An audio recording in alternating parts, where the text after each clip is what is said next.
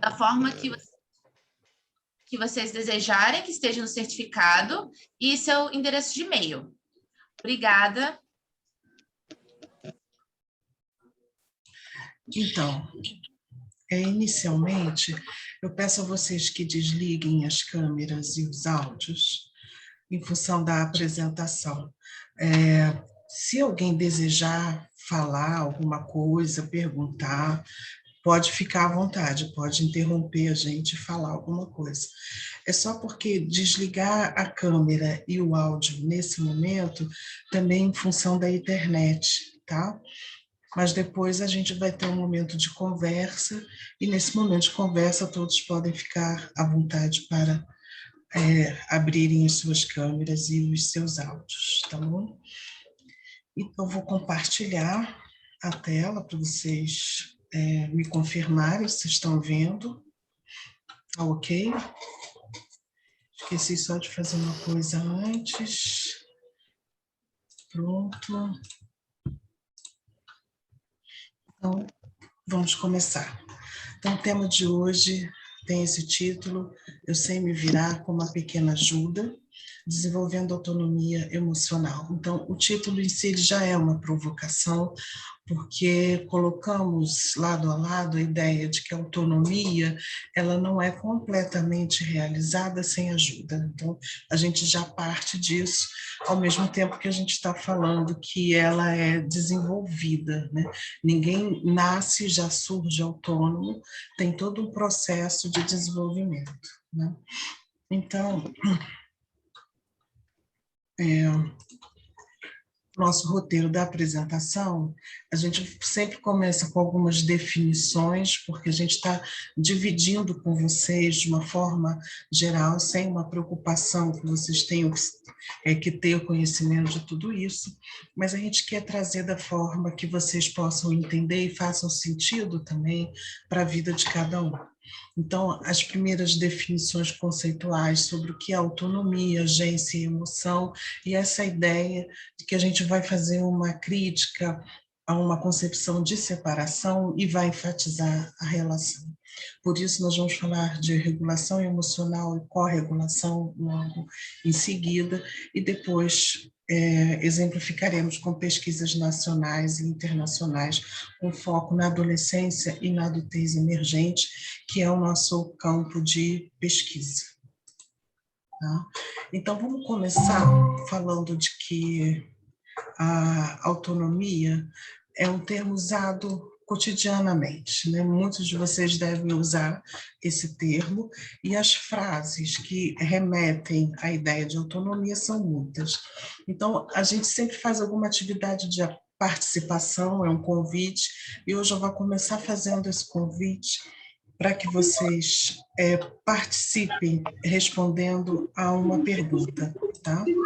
Acho que tem alguém com o microfone ligado. Então, a ideia é que vocês possam responder e a gente depois vê o resultado dessas respostas, né? Então, vou colocar no chat que vocês possam lembrar de frases, qualquer frase que remeta à autonomia, frases que vocês usam no cotidiano, né? Vou pedir para a pessoa... bom, consegui. Então, vou botar o link aqui. Vocês acessam esse link e respondam. Frases que vêm à cabeça de vocês, que vocês lembrem que remetam à ideia de autonomia. E daí a gente também vai poder discutir, pensar juntos essa conceituação, porque é importante a gente saber que quando a gente faz pesquisa, a gente parte também daquilo que as pessoas experimentam no dia a dia delas. Então, tem que ser alguma coisa que seja da realidade de cada um. Por isso que esse convite, na hora da definição, é um convite também que a gente perceba qual é a diferença do uso que fazemos cotidianamente e do uso que tem sido discutido na literatura da psicologia. Então, o termo agência, que também é um termo utilizado para falar de autonomia, é menos conhecido, menos utilizado no cotidiano.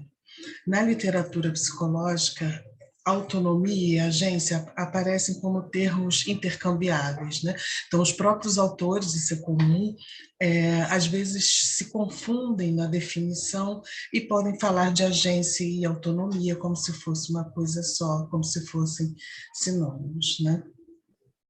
Então, também no senso comum, e a gente vai ver que isso também ocorre na psicologia, esses termos são associados a uma perspectiva individualista, né? Então, quando eu falo autonomia, né, quando eu falo agência, né, eu sei agir, eu sempre remeto a essa ideia, é muito comum, nós somos formatados para pensar dessa maneira, de que a autonomia, de que a agência tem uma característica predominantemente individual e não tem nada a ver com o outro, né? Então, é isso que a gente também vai questionar. Boa tarde, gente. Vocês estão me ouvindo? Tá me ouvindo bem, Edna? Sim, sim. Meu nome é Pamela Carla. Eu vou falar um pouco sobre o conceito de autonomia, que, como a Edna falou, é muito utilizado como sinônimo de agência. Mas autonomia é um conceito muito amplo e mais complexo até do que eu achava antes de eu ter contato com essa literatura. A gente pode definir como a capacidade de autogoverno, responsabilidade, agência também, tomada de decisões e também regular as próprias ações e ter sentimentos de competência. Então, vocês podem perceber que a gente está falando algo que vai muito além do que saber agir por conta própria. A gente também está falando de algo sobre gerenciar a própria vida, algo muito mais amplo. E numa perspectiva desenvolvimental, a autonomia é uma competência que se desenvolve ao longo da vida, mas principalmente na adolescência e adultez emergente. E o que significa isso? Significa que a autonomia é uma tarefa desenvolvimental, uma aquisição que vai acontecer ao longo de todas as etapas do desenvolvimento humano. Criança, adolescente, adulto emergente, por aí vai. Em todas essas etapas da vida, a gente vai ter a autonomia se desenvolvendo, porém, ela privilegia a adolescência e a adultez emergente. Por quê? Porque o papel de adulto, ser um adulto, vai demandar que você tenha desenvolvido certas competências, como autonomia. Para ser um adulto, para assumir o papel até social de adulto, você precisa ter desenvolvido autonomia. E é na adolescência e adultez emergente que a gente tem esse boom de aquisição de autonomia. Quem tem filho adolescente vai poder perceber isso com bastante clareza, que quando o filho chega na fase da adolescência, a dinâmica familiar vai mudar um pouco, vai exigir um novo equilíbrio, esse novo momento que o adolescente está vivendo de desenvolvimento de autonomia, que é muito importante para ele construir a sua individualidade. E quais são as consequências? Satisfação pessoal, liberdade, produtividade, autoconceito positivo e tomada de decisões competente. Porém, essas consequências que eu acabei de falar são consequências de um desenvolvimento saudável da autonomia. Quando esse desenvolvimento não é saudável, quando o indivíduo desenvolve um elevado grau de autonomia, as consequências são negativas. Um autoconceito negativo, uma insegurança, porque ele está distanciado da família, distanciado do contexto que vai prover o apoio. Pode passar, Edna. Eu esqueci de falar que isso acontece porque tanto a autonomia quanto o apego são muito necessárias para o ajuste psicossocial. Então, o indivíduo ele vai ter o desafio de, sim, se tornar autônomo, mas também manter-se ligado à família. Então, gente, quando a gente fala de autonomia na literatura, a gente tem duas perspectivas muito presentes. A primeira é a que enfatiza os aspectos individuais da autonomia, a necessidade de independência, separação e individuação, ou seja, é uma perspectiva que vai privilegiar que vai entender, vai ler a autonomia como algo que acontece no indivíduo. E tem a segunda perspectiva, que é a desenvolvimentista. E vocês já devem ter percebido que é a perspectiva que a gente adota aqui, que entende a autonomia como algo que se desenvolve no contexto familiar, podendo ou não ser saudável. Porque o contexto familiar vai oferecer o suporte, o apoio, a valorização para o desenvolvimento da autonomia. Então, quando esse contexto, quando essa família não oferece esse apoio, então a autonomia vai se desenvolver de uma forma não saudável. Pode passar, Edna.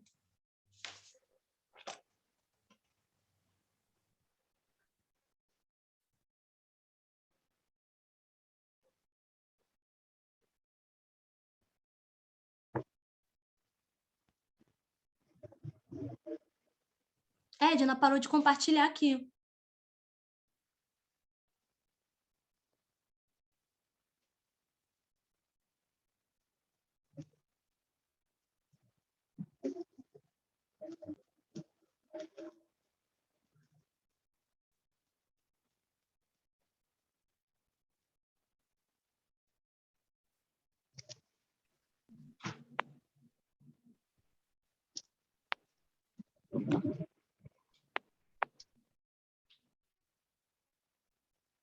Edna, acho que o seu microfone está mutado. Não sei se você está tentando falar. Obrigada, Pamela. Eu estava falando sozinha. Tudo bem. Então, voltando, né?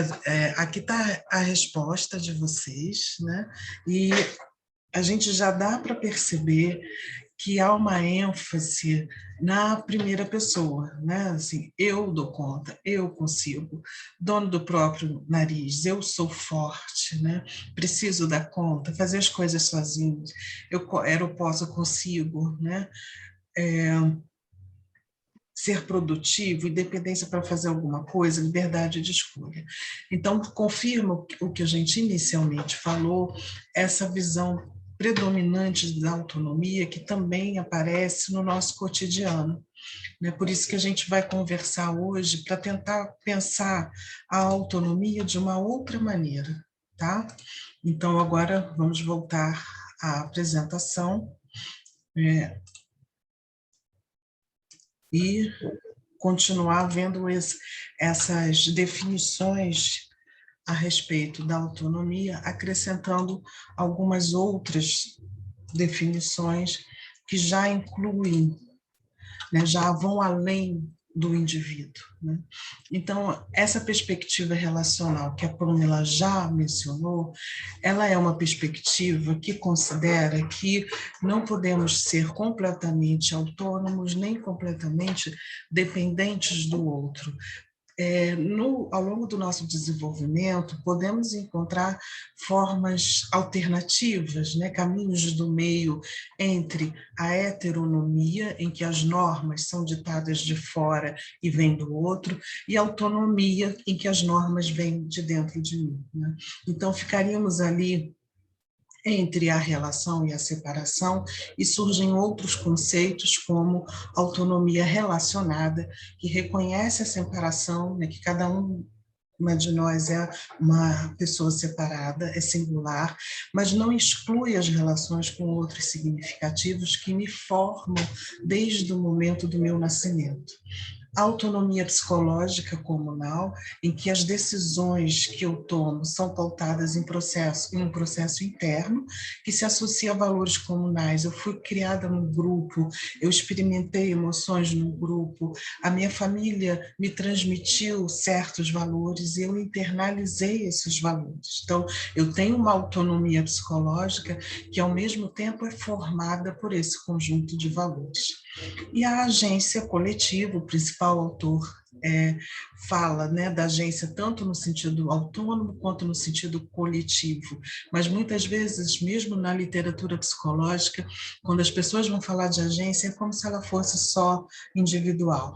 E a agência coletiva é essa crença compartilhada de que as pessoas têm em suas capacidades conjuntas de mudarem suas vidas pela ação coletiva.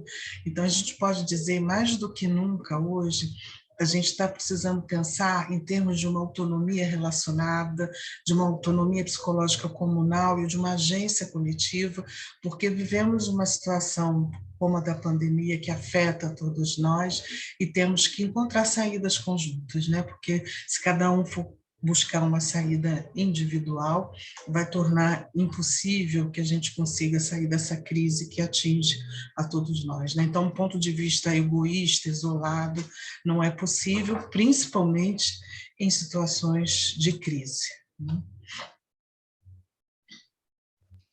Gente, para fechar essa parte mais de conceituação, eu vou falar sobre... Perdão, esqueci de ligar a câmera. Enfim, vou falar sobre 3 dimensões da autonomia, estão muito presentes na literatura. A primeira dimensão é a comportamental, que é a capacidade de agir de forma independente, algo mais ligado mesmo ao comportamento. Tem a autonomia cognitiva, que é um senso de competência e agência, autocontrole. É através desse tipo de autonomia que o indivíduo vai aprender a assumir o controle da própria vida, de acordo com esses autores. E temos a autonomia emocional, que interessa bastante a gente aqui nesse trabalho, que é a percepção de independência, de autoconfiança e de individualidade, o estabelecimento de fronteiras emocionais. Ou seja, a gente está falando de alguém se perceber como diferente dos outros, se individuar, ter autoconfiança, perceber sua individualidade. E é isso. Pode passar, Edna. Então, a gente precisa falar de emoção para falar de autonomia emocional. E, tradicionalmente, a emoção tem sido desqualificada e oposta à razão. Em várias disciplinas, desde a filosofia até a psicologia, encontramos na literatura essa interpretação de que a emoção atrapalha, né? Então, ao juntar autonomia e emoção, nós estamos propondo que há um aspecto, né, como a Pamela falou antes, um aspecto específico da autonomia que se vincula à experiência emocional. E aí nós estamos indo contra essa corrente que desqualifica a emoção para afirmar que a experiência emocional ela é importante até para a gente desenvolver essa capacidade de tomar decisões, de pensar claramente, né? E no cotidiano também a gente utiliza a palavra emoção de diversas maneiras, né? E temos vários nomes para designar o que seja emoção. Então, um campo amplo de discussão e que várias apresentações que fazemos aqui no DERA a gente sempre remete, né? E vocês podem ver no YouTube, cada apresentação vai trazer um aspecto, né? E uma perspectiva única, né, no sentido de uma definição consensual, não existe. E há várias teorias sobre emoções, além de inúmeras classificações. Você tem as emoções básicas que se identificam na face, numa fisiologia, numa resposta corporal clara. Então, por exemplo, você sabe quando alguém está alegre, sabe quando alguém está triste. Mas existem nuances, né? Quando, por exemplo, alguém está indignado, quando alguém está insatisfeito, quando alguém está mais ou menos, né? Então a gente vai descrevendo de diversas maneiras para falar de diversas experiências emocionais, né? Então no cotidiano o que a gente precisa fazer é ouvir as pessoas para entender de que elas estão falando, né? E como pesquisadores, estudiosos do campo, a gente precisa reconhecer que a emoção é um processo com múltiplas variáveis, que incluem a face, a minha expressão, o meu corpo e aquilo que eu estou pensando, que é a minha cognição.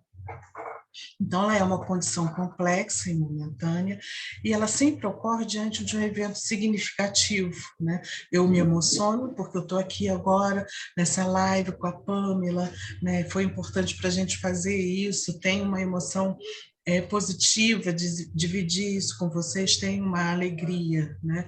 Então, é algo que está acontecendo e que me emociona.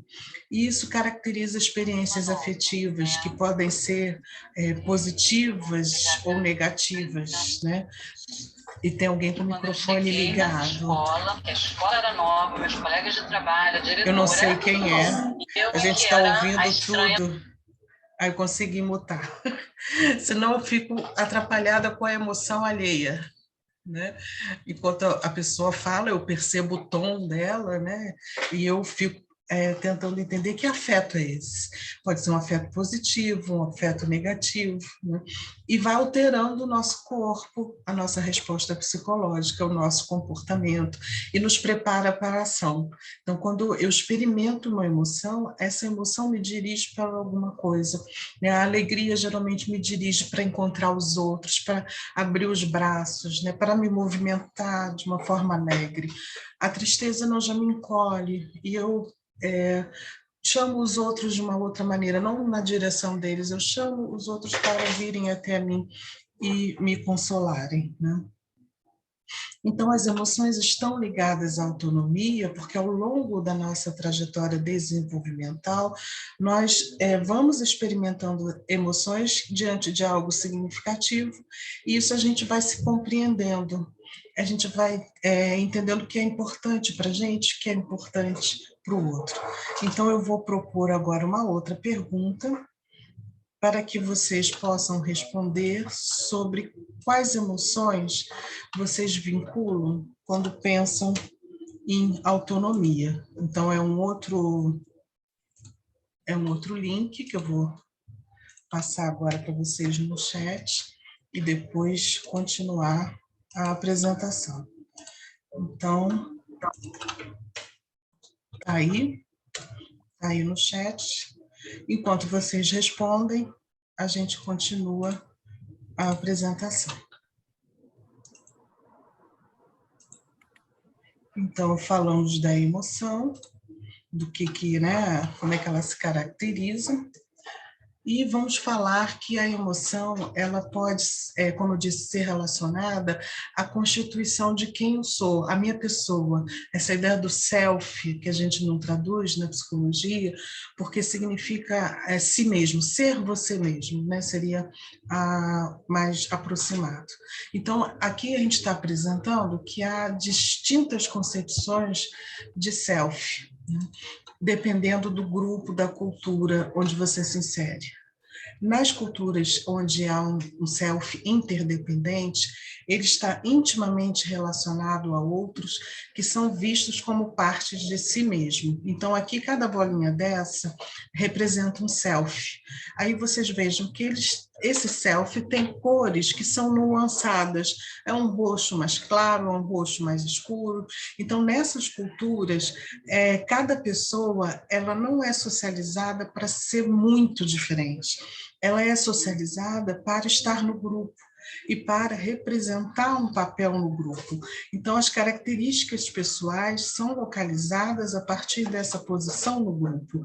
E a comunicação, vocês vejam aqui que todas essas bolinhas representando uma pessoa se comunicam.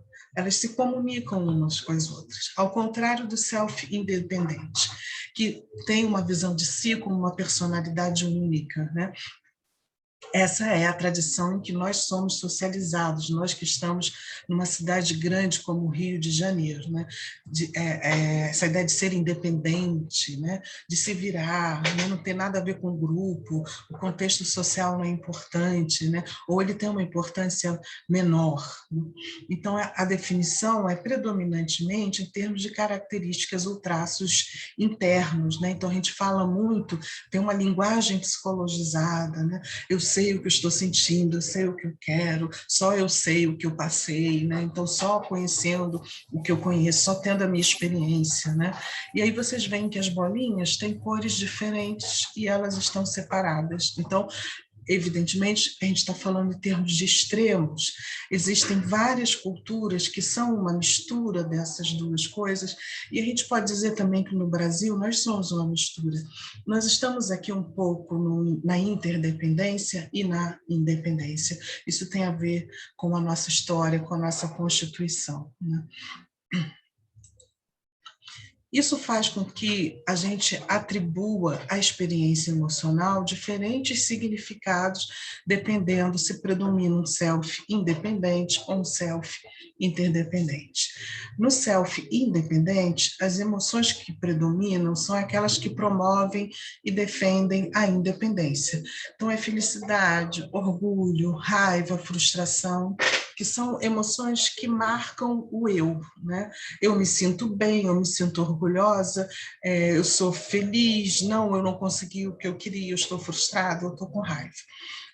Também há nuances aí, porque o orgulho, ele também pode ser uma experiência vivida pelo grupo, né? Então, nas pesquisas que a gente faz com jovens universitários, né, muitas vezes os primeiros das suas famílias a entrarem na universidade, eles falam muito desse orgulho, que é um orgulho que remete à necessidade de honrar a família, né? Então, é um orgulho que se mistura, eu conquistei, mas eu também estou honrando a minha família ao entrar numa universidade. Então, o self interdependente já estimula outras emoções, promove e mantém as emoções que defendem o vínculo.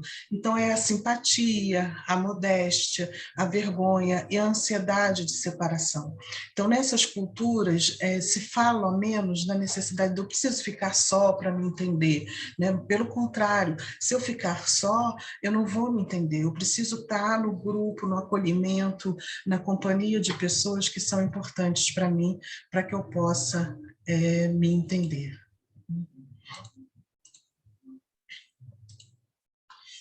Então, mais alguns conceitos, né, para depois a gente entrar nos exemplos.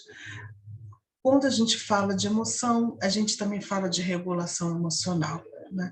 E nós entendemos que a regulação emocional, ela é ao mesmo tempo interpessoal.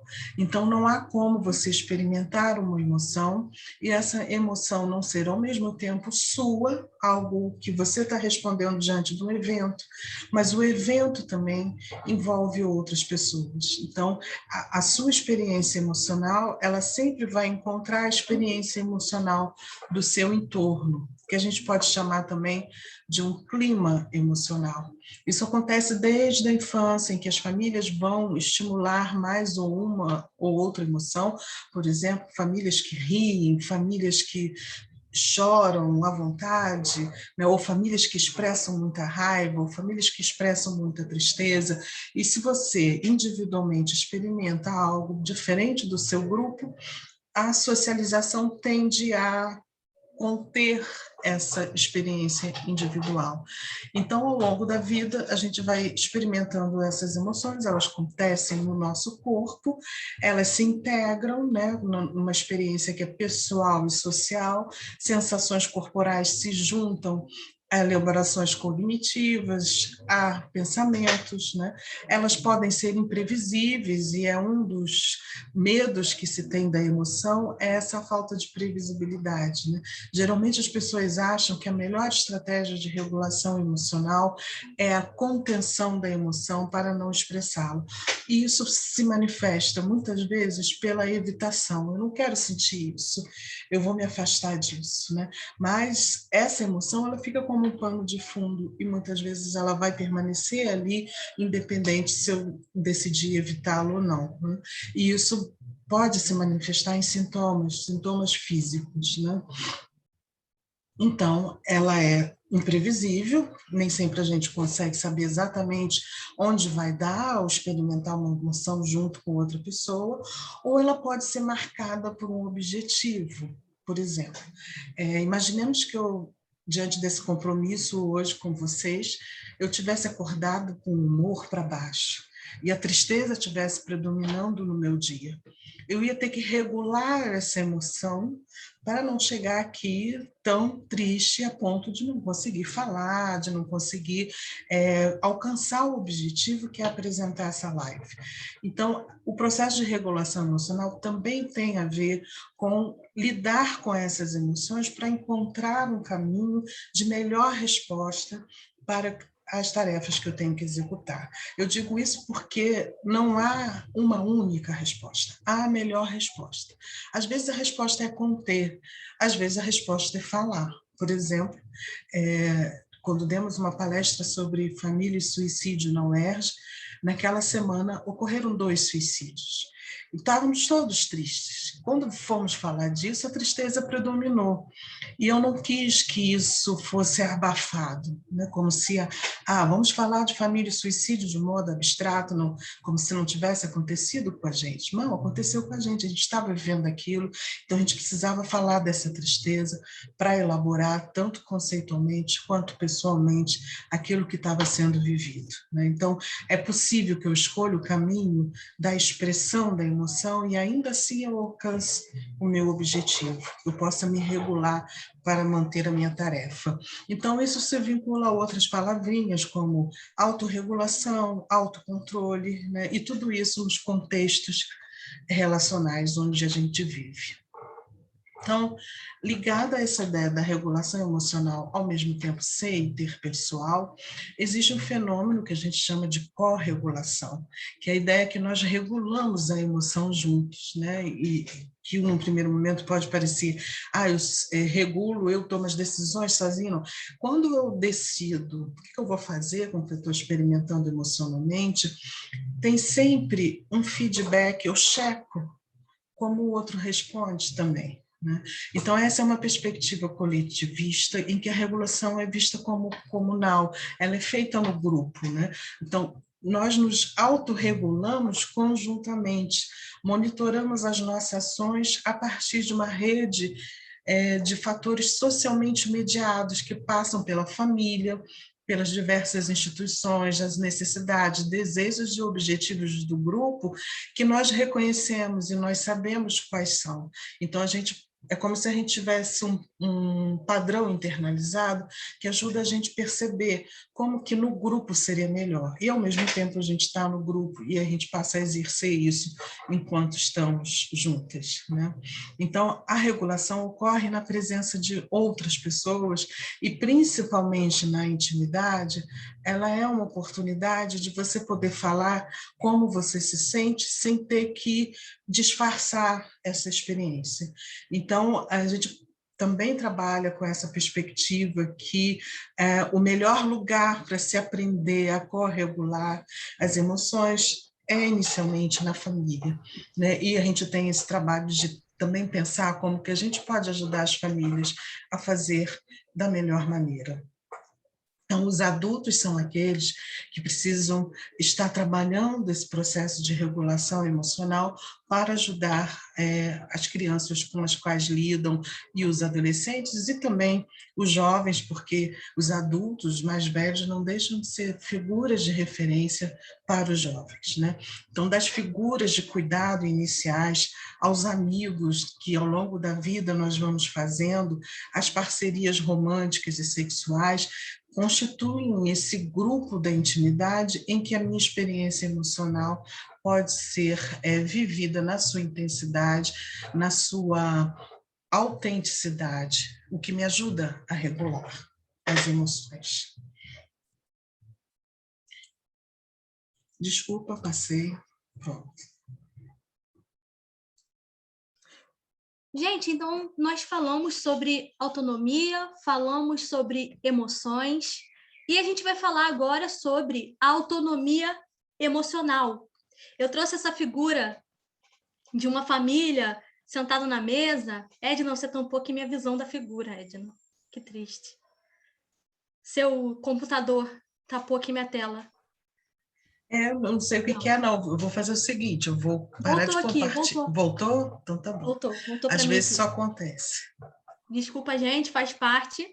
Enfim, eu trouxe essa imagem de uma família ao redor da mesa justamente porque a autonomia emocional é entendida como uma construção relacional.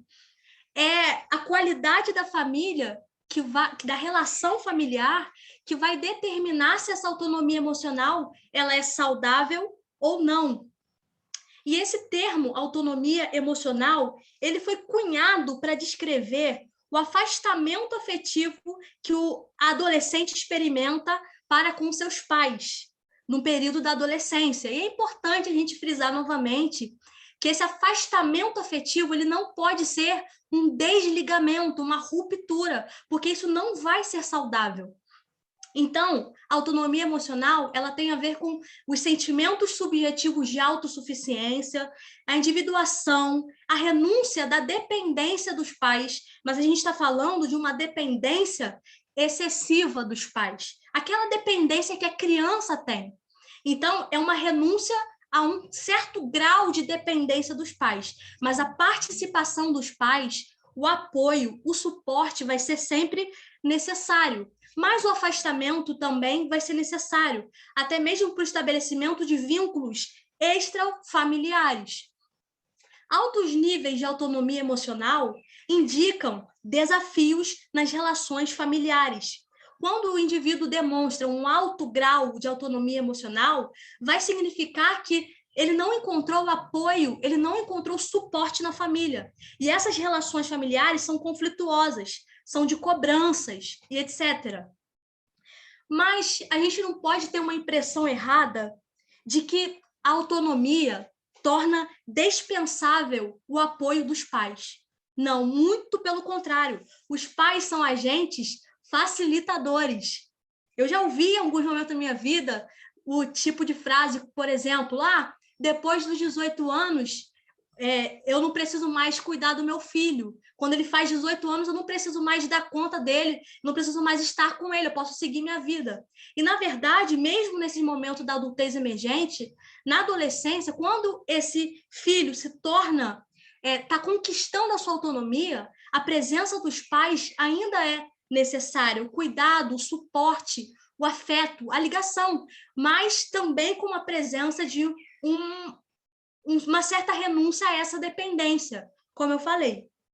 Tem uma frase que eu gostei muito, que eu encontrei num desses artigos, que é que os adolescentes são desafiados a caminhar, mas não sabem dar os primeiros passos.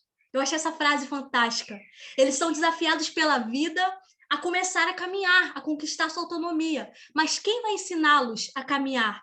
Quem vai ensiná-los a dar os primeiros passos? Quem vai fazer o suporte para que eles não tropecem e caem? São os pais, é a família, são as figuras ali que são importantes. Porém, é necessário frisar também que é uma aceitação que os pais vão ofertar sem um controle invasivo. Porque, como eu também falei num outro momento, a dinâmica das relações familiares vai mudar, vai ter uma nova organização. A participação dos pais ela vai ser importante, mas não vai ser a mesma de quando esse filho era criança. E também a autonomia emocional tem a ver com o estabelecimento de vínculos afetivos que são mais simétricos do que os estabelecidos na infância, percebendo os pais como pessoas com seus próprios desejos e necessidades. É a perda daquela visão dos pais como onipotentes, como os pais que só existem para mim. É a perda dessa visão e começa-se a ver os pais com mais simetria, como iguais. Pode passar, Edna. Então, antes, Pamela, eu vou lá checar como é que estão as respostas à pergunta que eu fiz sobre as emoções que são relacionadas à autonomia. Tá bom? Ok? Ótimo, estou curiosa. Então, vamos ver o que surgiu. Apresentando, vou compartilhar. Continua movimentando um pouco, às vezes as pessoas continuam respondendo, o link está no chat, quem não respondeu pode responder. Então, está aqui o que apareceu, né?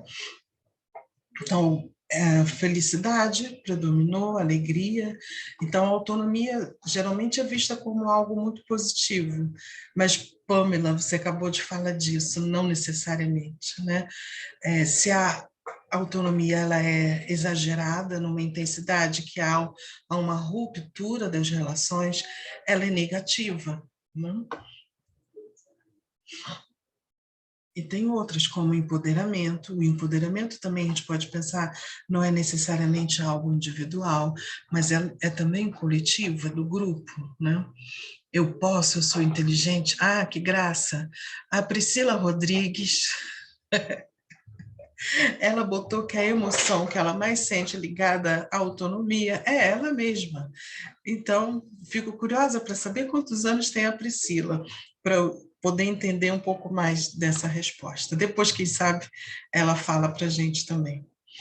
Então, tem amor, tem autoestima, a maioria das palavras são positivas, né, em relação à autonomia.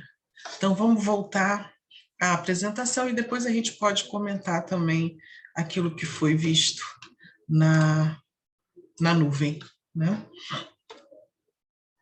Então, Pamela, só um instantinho que eu já estou chegando lá. Enquanto você coloca aí, Edna, eu quero só encerrar essa parte dizendo que para a gente pensar autonomia emocional, a gente precisa considerar o contexto. Não só o contexto familiar, mas também o contexto cultural, como a Edna falou em outro momento. Vão ter culturas onde a separação ela é mais incentivada, como a cultura norte-americana. Então, já é considerado comum que se tenha um nível mais elevado de autonomia emocional. Então, por isso que eu disse que é uma construção relacional. A gente precisa pensar a autonomia emocional no contexto. Se ela vai ser saudável ou não, vai ter a ver com a qualidade do contexto familiar e cultural. Pode passar, Edna. Eu trouxe 2 artigos para exemplificar isso que a gente está falando. Artigo Pesquisas Nacionais. Primeiro vou falar dessas pesquisas com adolescentes, nesse exemplo que eu trouxe. E eu trouxe 2 pesquisas com participação da professora Edna Ponciano, porque é uma referência, gente, quando a gente fala em adolescência, adultez emergente. Quem aí é universitário, precisar fazer algum trabalho nessa temática, já sabe onde procurar, né? Enfim, o primeiro estudo que eu trouxe, Conquistas e Fracassos. Os pais como base segura para a experiência emocional na adolescência. Esse estudo investiga as mudanças que acontecem nas relações familiares com a chegada da adolescência na vida desse filho. O objetivo era entender a importância do apoio parental nas experiências emocionais de adolescentes.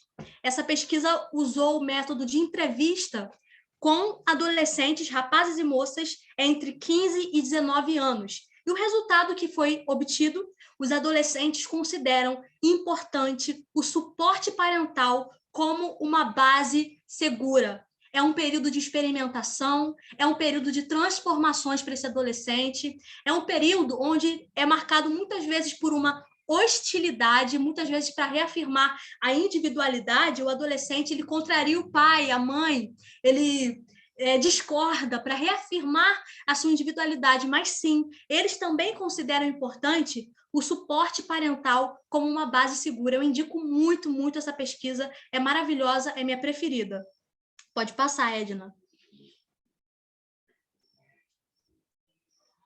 Essa segunda pesquisa já é com adultos emergentes, entre 15 e 26 anos.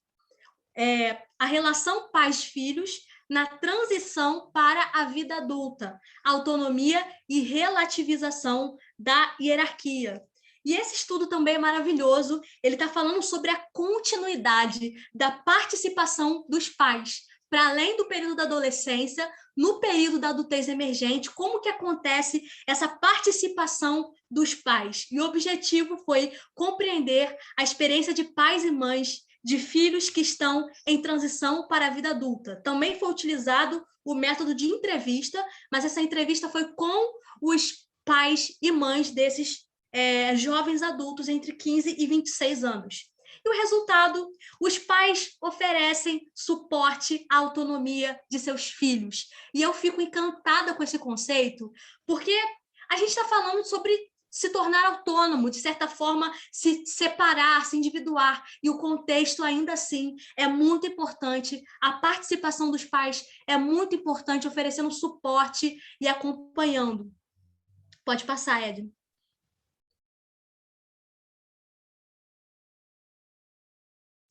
Então, agora vou eu, emocionada, né? Depois dessa fala da Pamela, uma graça. Então, Vou falar de uma pesquisa canadense, um exemplo também para a gente pensar, e aí falando da passagem da adolescência para a adultez emergente, né, em que eles vão investigar o apego aos pais, né, e o apego aos pares ao mesmo tempo. Porque existe uma discussão, não sei se vocês já ouviram falar, isso às vezes aparece na mídia também, é que se fala, a partir da adolescência, os pais não são mais importantes e os pares passam a ser mais importantes, né? Então, essa pesquisa focou especificamente no futuro desenvolvimento socioemocional em relação à amizade. Então, o objetivo deles foi comparar o apego nesses dois tipos de relacionamento na adolescência, de acordo com o gênero, e testar se eles previram, respectivamente, a percepção da qualidade de amizade no início da idade adulta.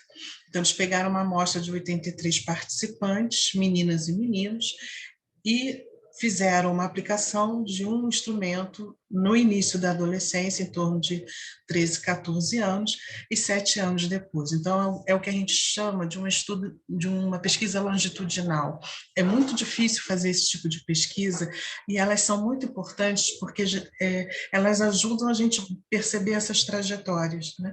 Porque, geralmente, como a Pamela falou, quando a gente faz a entrevista, a gente ouve as pessoas fazendo narrativas, né? Contando as suas histórias, e aí elas vão relembrando, trazendo à memória as suas experiências. Esse tipo de pesquisa longitudinal acompanha, então não é tanta memória, mas sim fazer quadros de momentos diferentes, né? Então, aqui eles fizeram 2 momentos, no T1, que é o primeiro momento, os entrevistados preencheram um inventário de apego pais e pares, que são os 2 grupos que eles estão estudando, e mediram o apego usando 3 subescalas para avaliar a comunicação, a alienação e a confiança.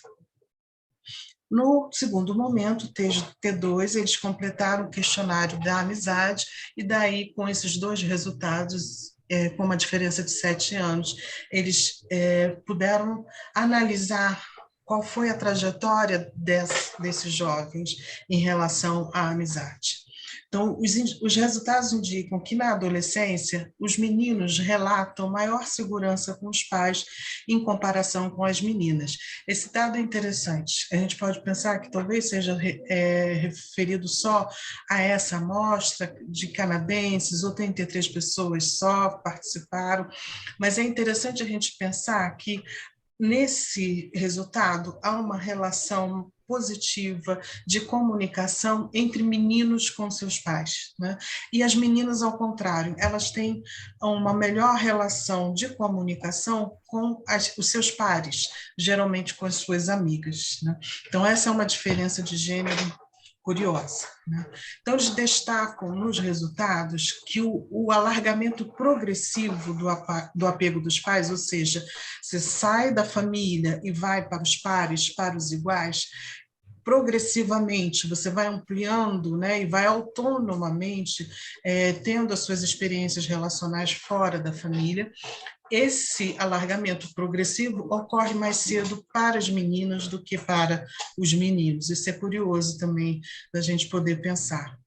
E, apesar dessas diferenças de gênero iniciais, não foi encontrada nenhuma diferença na qualidade da amizade na vida adulta, né? Especificamente até os 29 anos de idade, né? Que é o que a gente chama de adultez emergente.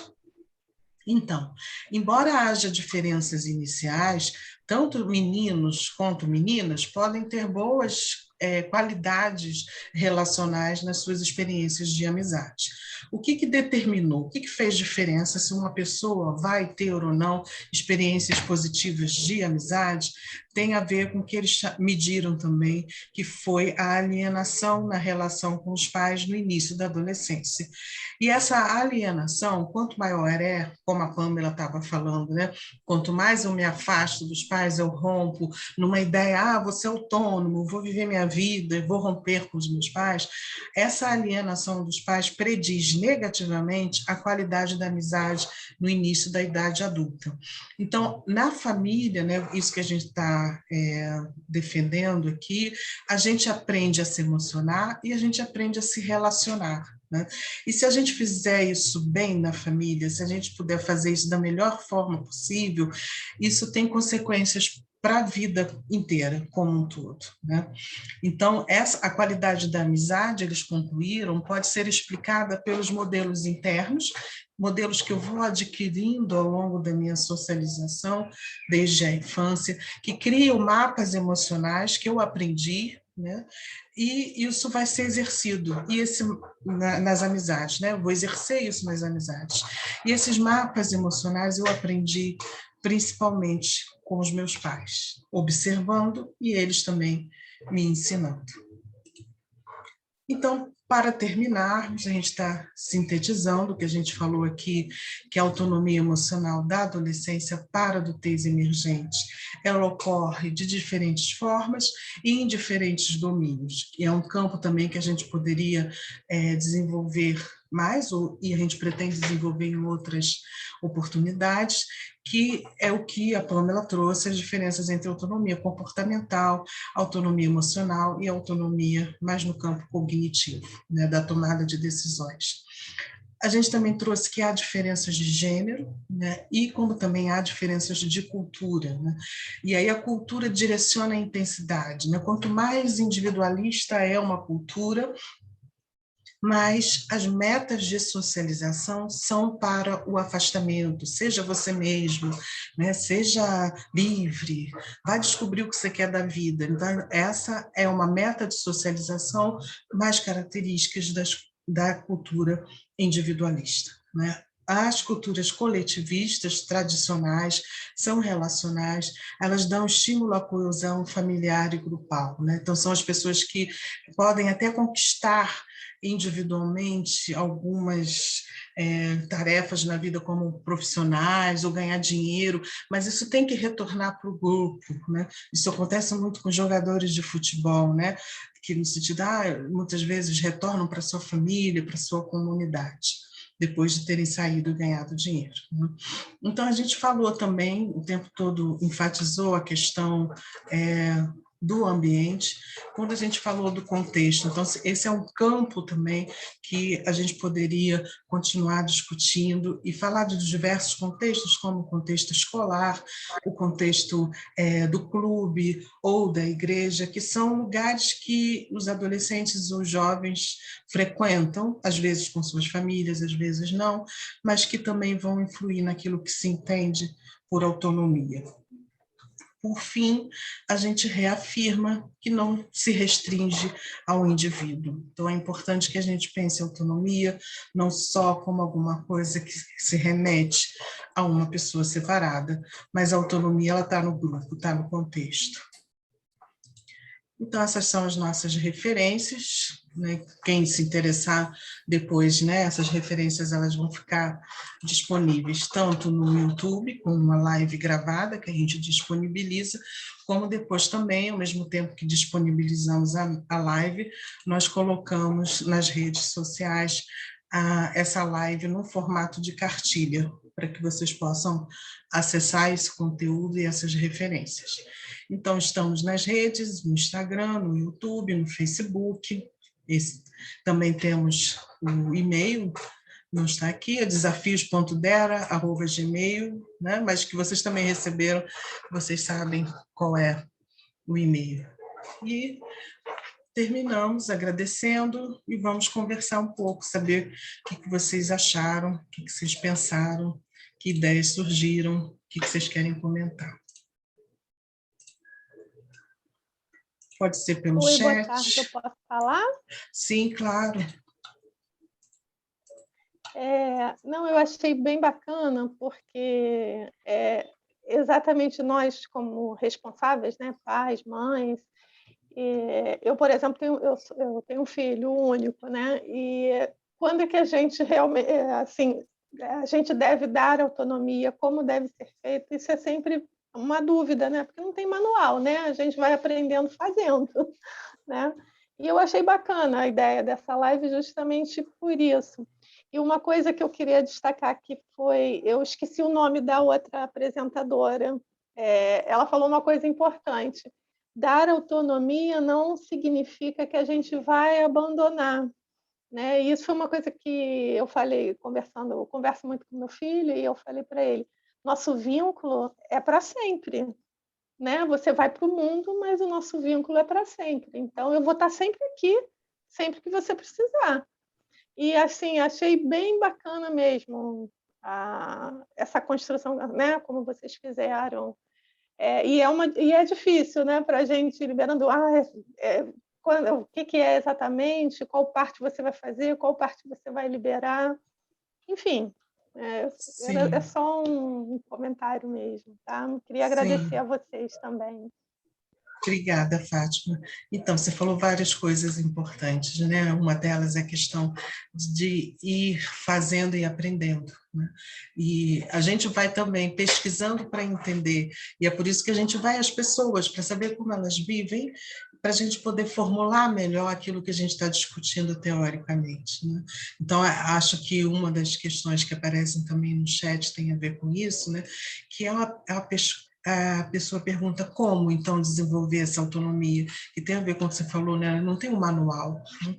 E uma das respostas imediatas que me surge é a questão da conversa, né? A conversa é a melhor maneira, a partir da adolescência, de você poder negociar como essa autonomia vai ser desenvolvida, né, em todos os seus aspectos. Então, quando a gente falou ali no final de domínios, é porque a autonomia ela não se dá da mesma forma em todos os domínios, e ela vai variar. Isso a gente pode também marcar uma outra live para falar disso, mas ela varia, por exemplo, que você decide que vai deixar seu filho pintar o cabelo de roxo, mas você não vai deixar ele dormir, né, no alto de uma montanha, né, e subir com os amigos escalando. Então, são domínios de autonomia que vão sendo negociados e que todos eles têm uma experiência emocional que na conversa a gente aprende a reconhecer. Então, qual é a importância desse roxo no cabelo? Se é importante, tem emoção. Quais são as emoções em torno disso, né? Então, como é que eu posso ajudar essa pessoa que insiste em pintar o cabelo de roxo? E o que isso significa para ela, né?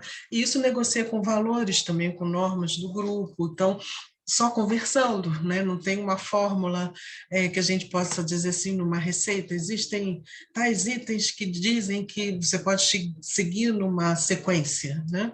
Não, isso vai variar de família para família. Cada família tem um valor e tem uma experiência emocional também, não? Eu só vou colocar mais uma coisinha. Teve uma situação, ele tem 15 anos, ele vai fazer 16 no final desse mês, né? E eu lembro que meu marido, ele gosta de cabelo bem baixinho, e ele cortava sempre o cabelo dele ao estilo dele, né? Uhum. E aí ele começou a dizer, eu não queria cortar assim. Aí eu cheguei para o meu marido e falei, deixa ele escolher o corte. Deixa ele ver o que ele quer. Aí ele mostrou lá, procurou e falou, eu quero assim. Mas, aí fez aquela cara, né? Aí eu falei, mas a cabeça é dele, então ele que tem que se sentir bem com aquele... Sim. Agora já está tranquilo, mas assim, teve aquela surpresa, né, inicial tipo assim, quando ele está assumindo a personalidade dele, ele está escolhendo o que ele acha mais legal. Sim. E é assim, por mais que às vezes seja surpreendente, é muito bacana, né, essa construção. A gente vai escrevendo nessa folha em branco todo dia, né, uma linha a mais, é bem interessante. Você vai acompanhando, né? Isso. Tem uns comentários no chat aqui, adorei a live, parabéns a toda a equipe. Pamela está por aí, pode falar também. Edna e Pamela, foi um encontro maravilhoso, obrigada. Eu me identifiquei muito com toda a matéria, gostei muito. Aí vem a pergunta que eu já falei, né? Como desenvolver autonomia emocional sem ser numa perspectiva individualista ou de afastamento. E aí eu respondi aí a Micaela a partir dessa ideia de conversa. O que você achou, Micaela? Ficou satisfeita ou não?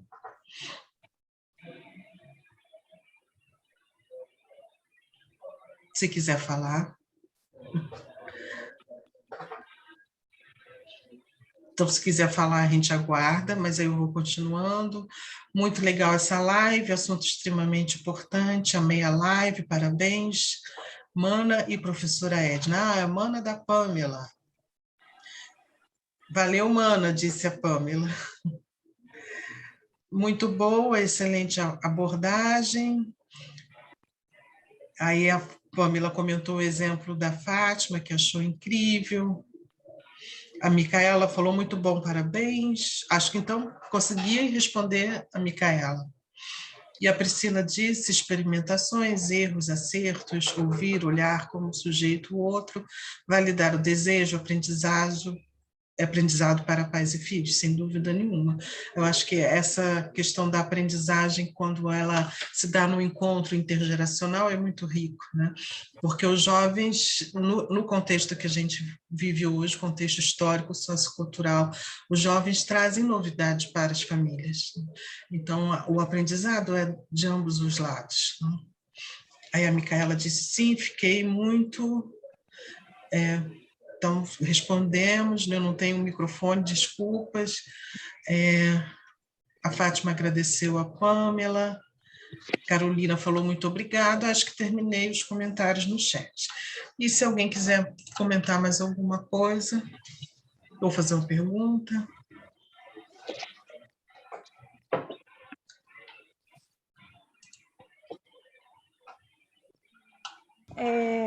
Oi, Edna, Pamela, todo mundo.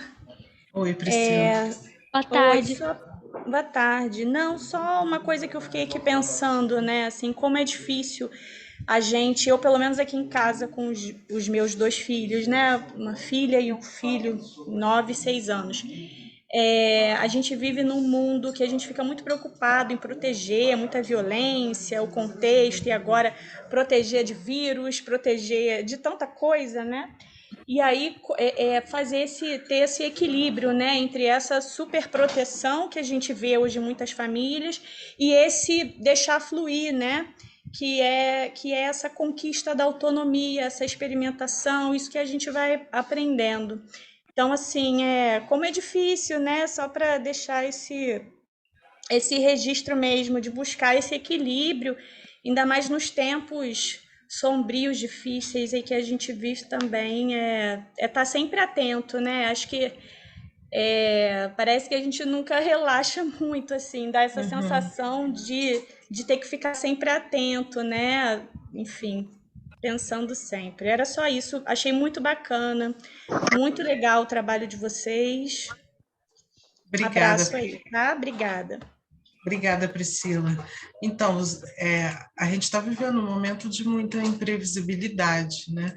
Se a gente pode falar que a adolescência, ela é em si um momento de muita intensidade, que traz para a família um movimento, né, que a criança trazia, mas era diferente e obriga os pais a se reorganizarem, a repensarem como eles são pai e mãe, né, nas diversas configurações familiares. Imagina agora na pandemia, sem dúvida nenhuma, isso desestabilizou mais ainda, né? Então, até alguém perguntou aqui no chat, né, se nesse caso, na pandemia, a autonomia emocional se faria mais necessária, né? Eu, sinceramente, não sei responder. A gente está até pesquisando sobre isso nesse momento. Nós estamos começando uma pesquisa sobre convivência familiar e regulação emocional, e talvez daqui a um tempo a gente possa responder melhor. Mas eu diria que a necessidade de conviver, que se intensificou durante a pandemia, faz sim com que esse cenário da intimidade, que é o cenário familiar, tenha que ser mais trabalhado, né? E um pouco também nesse sentido remete às suas heranças, né? Então a gente está dentro de casa, todo mundo junto, a maior parte do tempo. Algumas pessoas, né, começam a sair, dependendo do emprego ou da escola, enfim, mas principalmente no início a convivência era muito intensa e a gente tinha que dar conta de sensações que podem vir lá das histórias geracionais, das nossas heranças, né? Então, nesse sentido, eu não sei se diretamente mais autonomia emocional, mas eu acho que sim, mais conversa. E dados iniciais que a gente tem dessa pesquisa que ainda não foram analisados, né, indicam que algumas famílias estão conseguindo fazer isso diante desse pico de estresse. Elas criaram situações cotidianas de convivência que possam ser mais prazerosas, né? Então, estar mais junto, conversar mais, curtir mais essa presença foi um ganho que algumas pessoas estão relatando como uma possibilidade da pandemia. Pamela, se quiser falar. Eu fiquei com o microfone desligado porque eu liguei o ventilador porque não estava dando, gente. Eu não sei se está fazendo muito barulho. Tá fazendo, Edna? Não, tá não. Ai, que bom.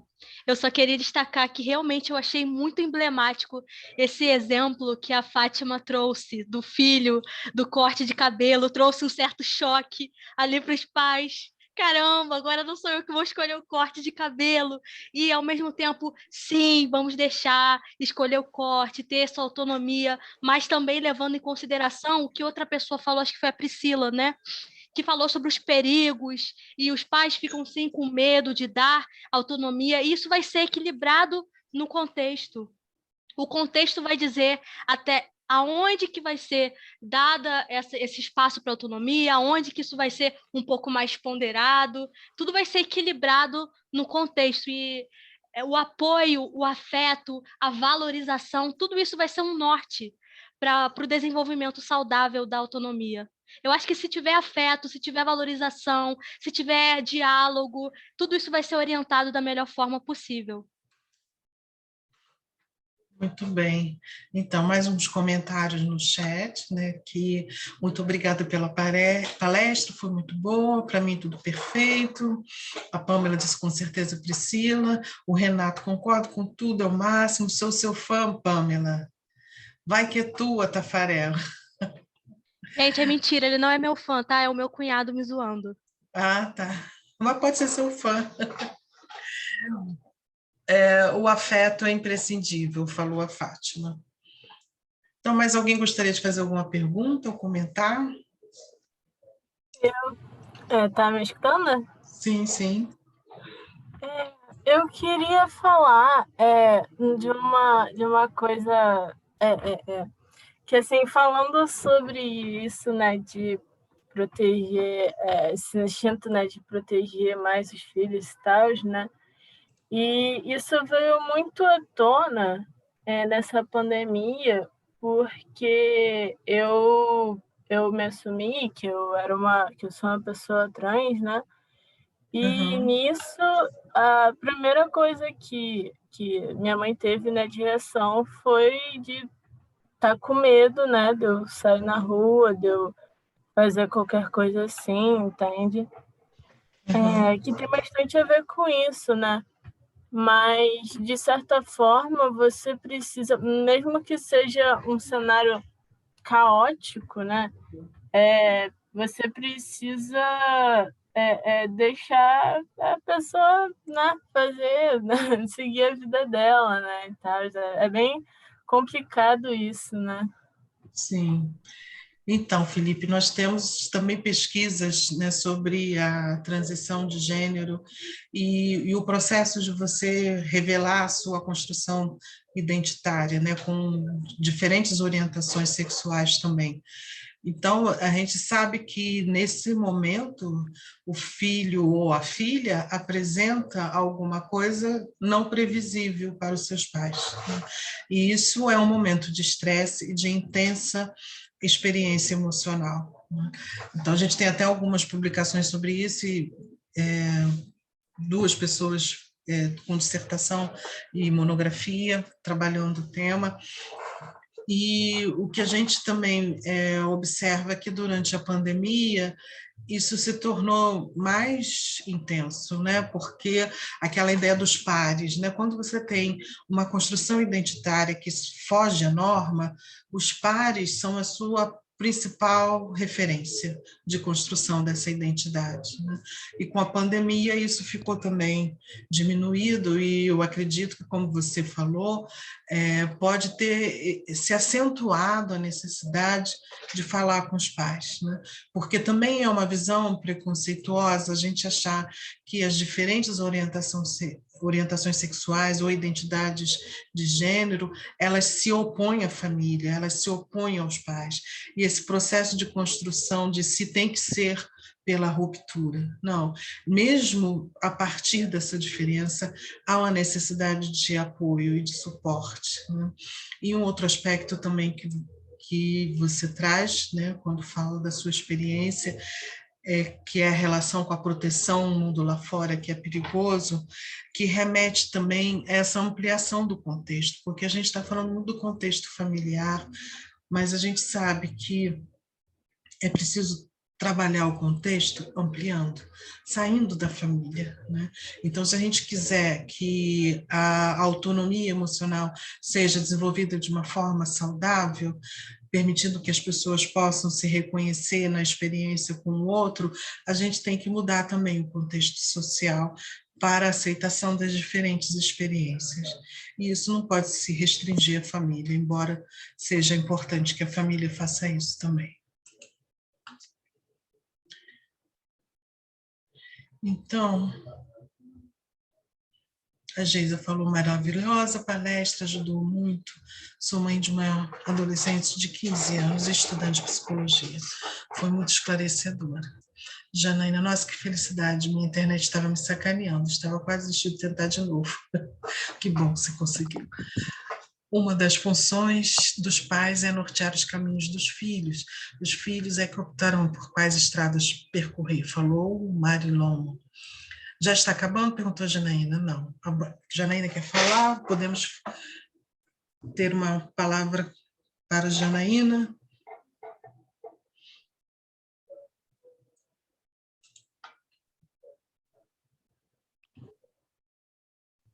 Não? Oi, eu teria uma pergunta, ainda dá tempo de fazer? Sim. Oi? Pode Tá me falar, escutando? gente. Sim. É porque eu tirei o fone, eu não estou escutando, mas eu vejo que você me escuta. Eu, como eu falei, eu sou a Geisa, estudante de psicologia e mãe de uma adolescente de 15 anos. Ai, gente, o cachorro começou a latir agora, na hora que eu comecei a falar, deixa eu tentar sair aqui do ambiente. E eu queria saber por que a gente começa a ter tanto medo e tanta preocupação, né, com a questão do relacionamento amoroso a partir dessa fase da adolescência, né? E a gente começa a se preocupar, pelo menos eu me vejo hoje assim preocupada com a sexualidade da minha filha, né, com os relacionamentos que ela pode vir a ter daqui para frente, né?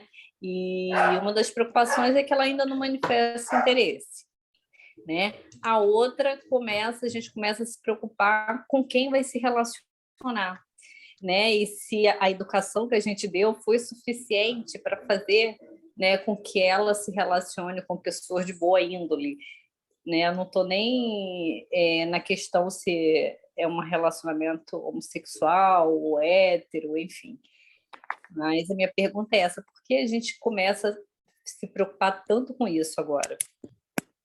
Sim, é uma boa pergunta, que a gente pode ensaiar, responder, né, Pamela? Assim, algumas ideias me ocorrem, que existe uma questão que é biológica, que a gente pode começar daí, né? Então, o corpo se transforma e o interesse sexual vem dessa transformação corporal, né?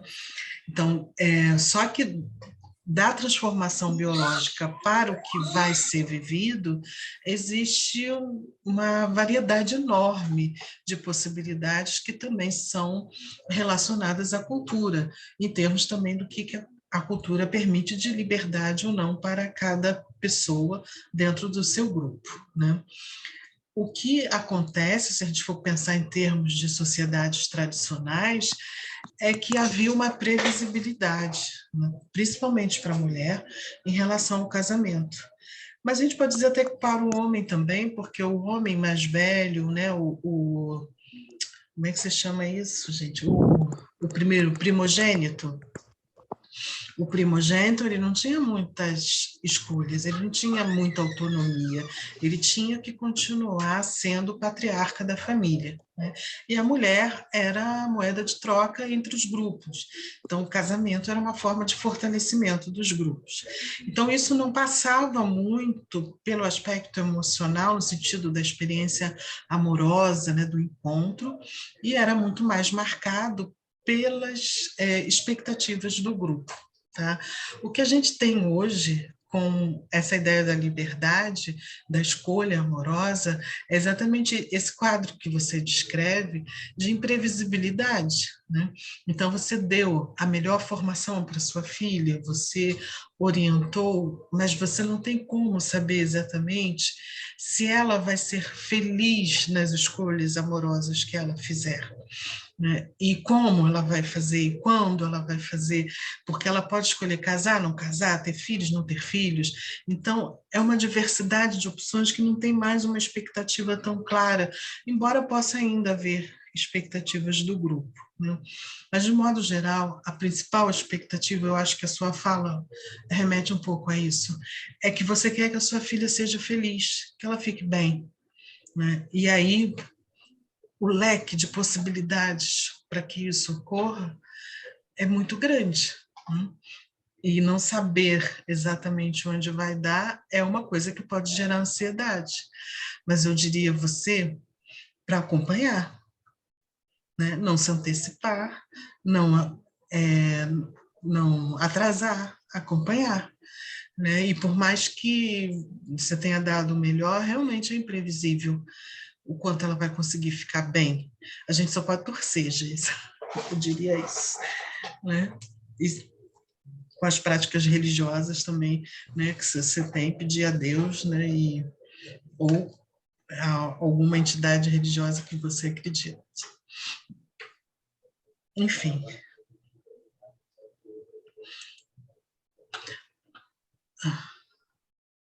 A Fátima falou, não dominar as variáveis é sempre desafiador, e a Geisa, adorei a resposta, obrigada. De nada, Geisa. Então é isso, né, Pamela? Foi muito bom. Hoje foi a estreia da Pamela, gente, numa live. Parabéns para ela. Viu? Desenvolveu a autonomia. E aí, como autonomia, não é assim, eu não joguei ela no precipício, eu vim junto com ela. Jogou só um pouquinho, brincadeira. Não, um pouquinho a gente joga, né, Pamela? Senão, como é que você vai aprender? É verdade, mas eu também Viu? estava doida para fazer isso. Muito bem. Então, estão te elogiando, parabéns, Pamela, você foi brilhante, Pamela. Então, está todo mundo te dando parabéns. Vou chorar. Tem direito a chorar. Então, muito obrigada a vocês que estiveram aqui. Como já falamos, vai estar no YouTube. Estamos nas redes sociais e nos falamos. Até a próxima, que a próxima live vai ser... gente, Família e Deficiência, a próxima live, e os grupos que vão acontecer. Vocês querem falar dos grupos? Oi, gente, boa tarde. Estão me ouvindo? Sim. Sim. Então, nós vamos realizar o primeiro grupo, o grupo de discussão, na quinta-feira, agora, dia 16, às 2h. Eu já estou enviando por e-mail, estou postando nas redes sociais. Vai ser sobre esse mesmo tema, vai ser uma oportunidade para a gente trocar, discutir, trocar experiências. Então, gostaria de convidar todos vocês.